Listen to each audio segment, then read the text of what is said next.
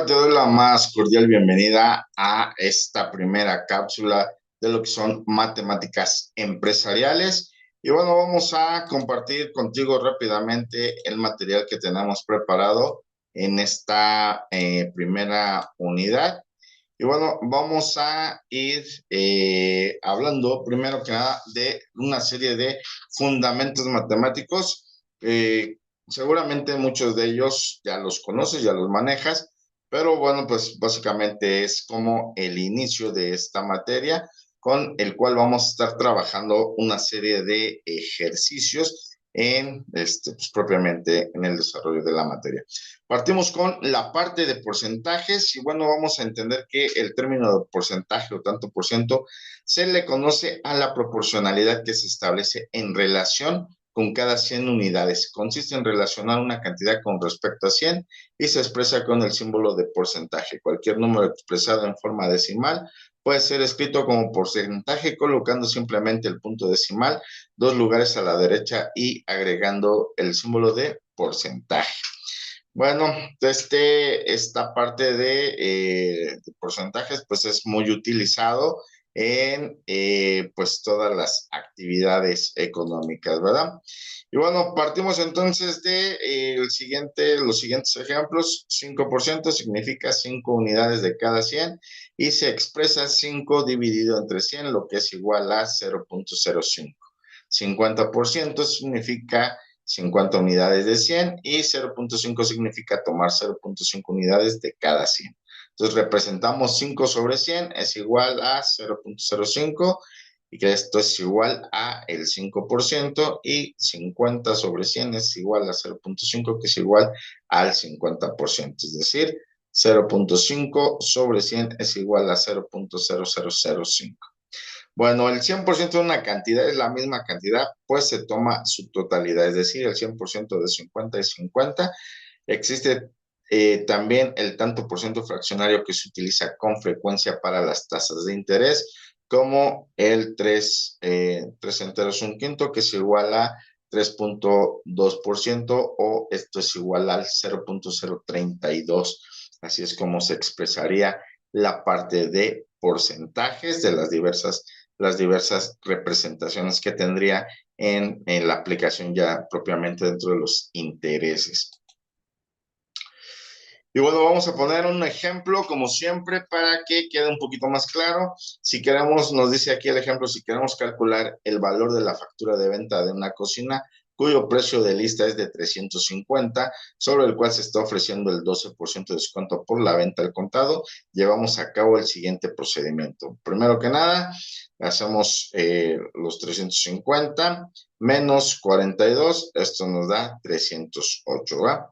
El precio de lista es el 12% de descuento, 350 por 0.12, manejando ya prácticamente lo que son los porcentajes del valor de la factura. Y bueno, entonces hacemos las operaciones, 350 por 1 menos 0.12 nos da igual a 308. Es decir, hacemos la operación, sacamos el porcentaje y ese porcentaje, esa cantidad, se la vamos a restar al precio de factura y así es como tendríamos el descuento final dentro de pues este ejemplo, ¿verdad? La idea es entender que los descuentos en este caso pues es al precio de origen, le vamos a sacar el porcentaje y el resultado se lo restamos al total y bueno, pues finalmente tendremos nuestra cantidad ya con el descuento total a pagar.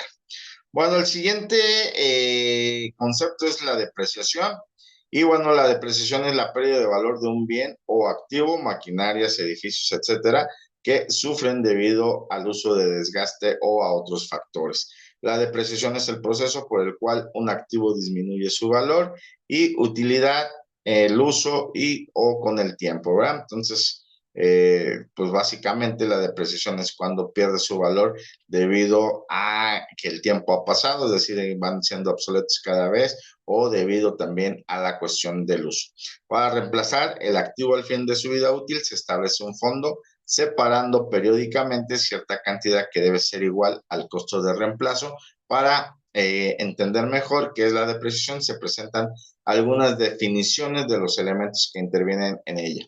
Partimos de lo que es vida útil, que es la duración probable de un bien o activo, se estima con base en la experiencia e informes de expertos o fabricantes. Es decir, cuando un producto es nuevo, pues generalmente se recurre directamente a lo que son los fabricantes, pero cuando ya es un bien conocido, pues obviamente en base a la experiencia podemos razonar cuál sería la posible vida útil de ese artículo, de ese objeto, ¿verdad? Costo inicial es el valor del bien o activo en la fecha de compra, y el valor de salvamento o valor residual es el valor que conserva el bien cuando ha dejado de ser útil. Y bueno, cargo por depreciación son los depósitos periódicos que se realizan en el fondo para depreciación. Entonces, a partir de todos estos conceptos podemos entender que la depreciación de un objeto cualquiera que sea, pues es básicamente la pérdida de su valor en el tiempo. Como ya lo hemos explicado de varias maneras, esta depreciación se debe a el uso de ese bien. Y bueno, ¿cómo se hace o cuál sería la operación a realizar para sacar esta depreciación? Pues el cargo por depreciación es igual al costo inicial menos el valor de salvamento dividido entre el número de años de vida útil. Hablamos de años, pero podemos hablar también de meses, semanas, horas. Esto pues obviamente va a depender mucho del objeto del que estamos hablando, y pues obviamente de eso estaría cambiando propiamente el tiempo, ¿verdad? Si serían horas, años, etcétera.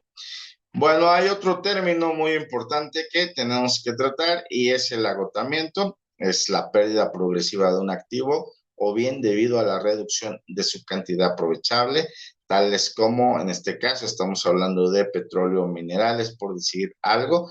El agotamiento básicamente tiene el mismo objetivo que la depreciación, con la diferencia de que se aplica a los yacimientos de recursos naturales no renovables, es decir, una vez que se termina, pues obviamente ya no se puede recuperar. La caída en desuso u obsolencia se produce cuando, en razón de los avances de la técnica, se inventan nuevos equipos más económicos, más rápidos y productivos, y quedan obsoletos los que estaban en uso, por lo que el tiempo de depreciación se puede disminuir. Por ejemplo, los equipos de computación.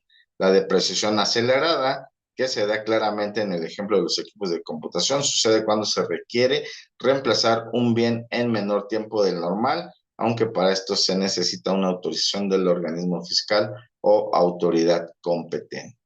Y bueno, pues básicamente esos son la parte de agotamiento.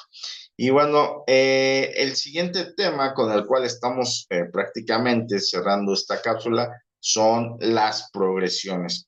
Bueno, las progresiones son una serie de números o términos algebraicos en los que cada término posterior al primero puede obtenerse el anterior sumándolo, multiplicándolo o dividiéndolo por una diferencia o razón común, con un criterio similar al expuesto sobre logaritmos. Se van a estudiar brevemente las progresiones y su aplicación en las matemáticas financieras.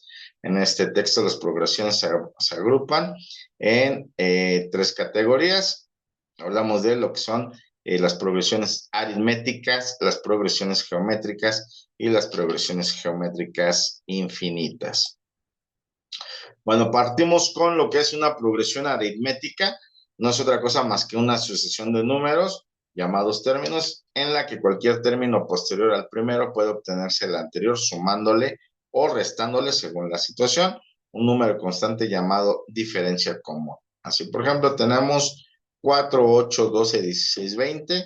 Aquí la diferencia común sería 4, que es en este caso una suma, ¿va? Entonces se va sumando. Y la siguiente secuencia es 80, 74, 68, 62. Y bueno, la diferencia común en este caso es menos 6. Y bueno, finalmente tenemos lo que es una progresión geométrica, que es una sucesión de números tales que cada uno de ellos se deduce del anterior multiplicando o dividiendo por una cantidad constante llamada razón. Entonces tenemos menos 980, 490, 245, 122.5, 61.25. Esta es una progresión geométrica descendente cuya razón es del 0.5, es decir, la mitad prácticamente. Y la que sigue es menos 3, 9, 27, 81. Es una progresión geométrica ascendente cuya razón es 3. Es decir, porque vamos en el primer caso dividiendo y en el segundo caso vamos multiplicando. Recordamos entonces que la progresión aritmética es una suma o una resta, mientras que en la progresión geométrica hacemos una división o una multiplicación. Y bueno, pues con eso estaríamos concluyendo esta primera cápsula, con la cual podrás resolver prácticamente los ejercicios que han quedado de esta primera unidad. Y nos estamos viendo en nuestra siguiente cápsula. Hasta pronto.